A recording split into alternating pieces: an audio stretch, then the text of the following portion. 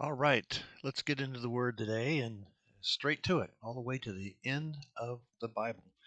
We are in the book of Job, and we're in the third chapter, and this chapter can basically be summed up as "Woe is me."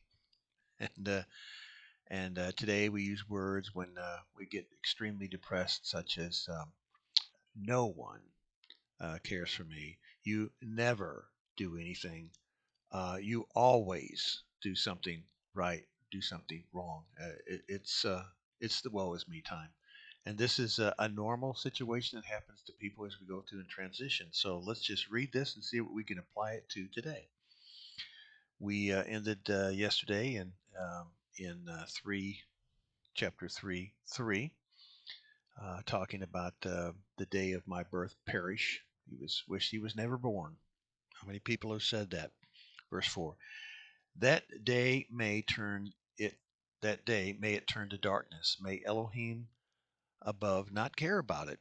May no light shine upon it. May darkness and deep shadow claim it once more. May a cloud settle over it. May blackness overwhelm its light. That night may darkness seize it. May it be included in the days of the year, nor be entered in any of the months. May that night be barren. May no one shout for joy be heard in it. May those who curse days curse that day, those who are ready to rouse Leviathan, the sea monster in the sky. That's the Mazzaroth that you're looking at. People could really see the stars in those days, not like today. May its morning stars become dark. May it wait for daylight in vain and not see the first rays of dawn. For it did not shut the doors of the womb on me to hide trouble from my eyes. Why did I not perish at birth and die as I came from the womb? Why were there knees to receive me and breasts that I might be cursed? For now I would be lying down in peace. I would be asleep and at rest with kings and counselors of the earth who built for themselves places now lying in ruins, with rulers who had gold, who filled their houses with silver. Or why was I not hidden in the ground like a stillborn child, like an infant who never saw the light of day? There the wicked cease from turmoil, and there the weary are at rest. Captives also enjoy their ease. They no longer hear the slave drivers shout. The small and the great are there, and the slave is freed from his master. Verse 20. Why is light given to those in misery, and life to the bitter of soul, to those who long for death that does not come, who search for it more than a hidden treasure, who are filled with gladness and rejoice when they reach the grave? Why is life given to man whose way is hidden, whom Elohim has hedged in? For sign comes to me instead of food. My groans pour out like water.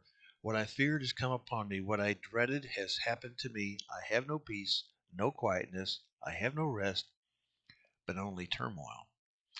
Uh, what a way to start this day. Everyone goes through terrible things that happen in life, and we'll explain about all the phases that you go through. The first one is woe is me. Chapter 4. One of his buddies comes along. We all have those, and says this. Chapter 4, verse 1. Then Eliphaz, the Temanite, replied, if someone ventures a word with you, will you be impatient? But who can keep on from speaking? Comment. Endeavor will be seen in the theme of Eliphaz's comments, to endeavor. Verse 3. Think how you've instructed many, how you have strengthened feeble hands. Your words have supported those who stumbled. You have strengthened faltering knees. But now trouble comes to you, and you are discouraged. It strikes you, and you're dismayed. And should you not pity, or should not your piety, close, be your confidence and your blameless ways your hope? Consider now, who, being innocent, has ever perished? Where were the upright ever destroyed? As I have observed, those who plow evil and those who sow trouble reap it. At the breath of Elohim they are destroyed. At the blast of his anger they perish. The lions may roar and growl, yet the teeth of the great lions are broken. The lion perishes for the lack of prey, and the cubs and the lionesses are scattered. A word was secretly brought to me. My ears caught a whisper of it amid disquieting dreams in the night when the deep sleep falls on men. Fear and trembling seized me and made all my bones shake. A spirit glided past my face, and the hair on my body stood on end. I stopped, and it stopped, but I could not tell what it was.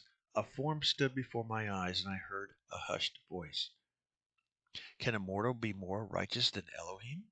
Can a man be made more pure than his Maker?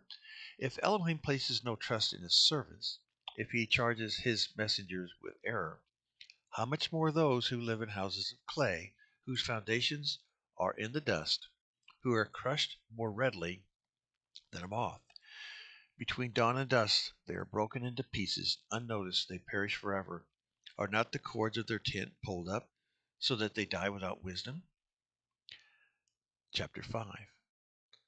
Call it if you will, but who will answer you? To which of the holy ones will you turn? Resentment kills a fool, and envy slays the simple. I myself have seen a fool taking root, but suddenly his house was cursed. His children are far from safety, crushed in court without a defender. The hungry consume his harvest, taking it even among the thorns, and the thirsty pant after his wealth. For hardship does not spring from the soil, nor does trouble sprout from the ground. Yet man is born to trouble as surely as sparks are flying upward. That's a good one. Verse 8. But if it were, I would appeal to Elohim. I would lay my cause before him. He performs wonders that cannot be fathomed, miracles that cannot be counted. He bestows rain on the earth. He sends water upon the countryside. The lowly he sets on high, and those who mourn are lifted to safety. He thwarts the plans of the crafty so that their hands achieve no success. He catches the wise in their craftiness, and the schemes of the wily are swept away. Darkness comes upon them in the daytime. At noon they grope as in the night. He saves the needy from the sword of their mouth. He saves them from the clutches of the powerful. So the poor have hope, and injustice shuts its mouth. Blessed is the man whom Elohim corrects. That's one of the first times we hear the word blessed. First time in this Bible. And it says again, chapter 5, verse 17, blessed. Remember that in the Beatitudes when we get to the New Covenant. Blessed is the man who Elohim corrects. So we live in a world where evil just seems to get away with everything, right? Today, this week, we could just tear things up. And everybody just stands there and does nothing. The Father corrects his own. Back to the word. Still in verse 17. So do not despise the discipline of the Almighty, or El Shaddai. For he wounds, but he binds up. He injures, but his hands heal. From 6 calamities he will rescue you. In 7 no harm will befall you, and in famine he will ransom you from the death, and in battle from the stroke of the sword. You will be protected from the lash of the tongue, and need not fear when destruction comes. You will laugh at destruction and famine, and need not hear the beasts of the or fear the beasts of the earth, for you will have a covenant with the stones of the field, and the wild animals will be at peace with you. You will know that your tent is secure. You will take stock in your property and find nothing missing. You will know that your children will be many, and your descendants like the grass of the earth. You will come to the grave in full vigor, like the sheaves gathered in season. We have examined this, and it's true. So hear it and apply it to yourself. We'll switch the word here so you can also read it with me. Just take a second.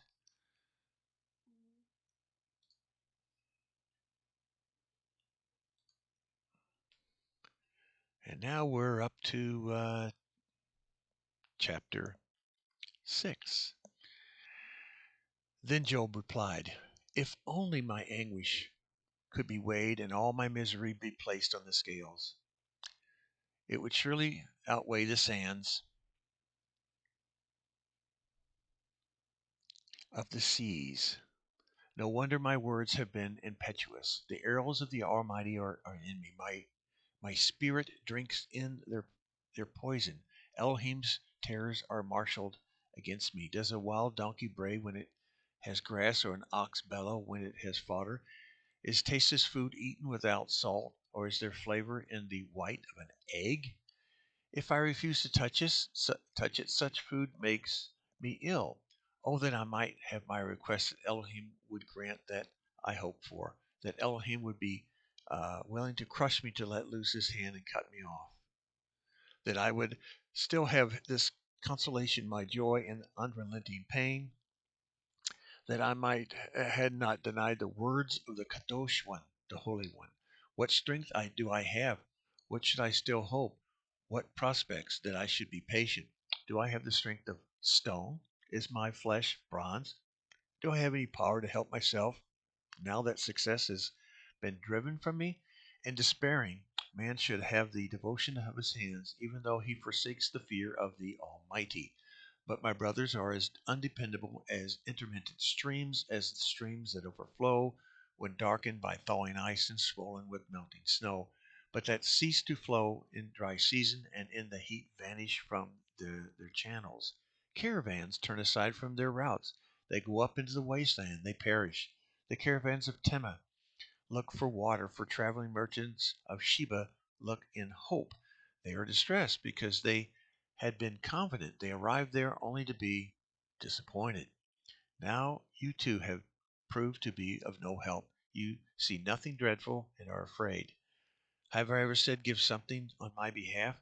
Pay the ransom for me from your wealth? Deliver me from the hand of the enemy? Ransom me from the clutches of the ruthless? Teach me, and I will be quiet. Show me where I've been wrong. How painful are honest words! But what do your garments prove, or your arguments prove? Do you mean to correct what I say, and treat the words of a despairing man as wind?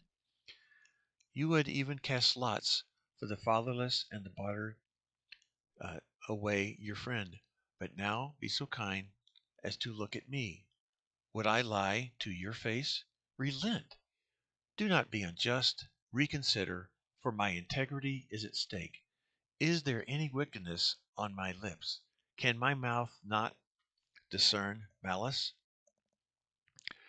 Chapter 7. Does not a man have hard service on earth? Are not his days like those of a hired man? Like a slave longing for the evening shadows, or a hired man waiting eagerly for his wages? So I have been allotted months of futility, and nights of misery that have been assigned to me.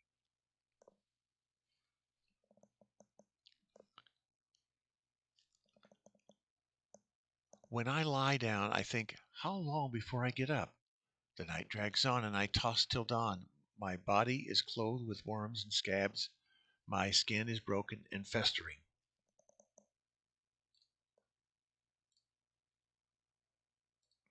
And we'll continue on.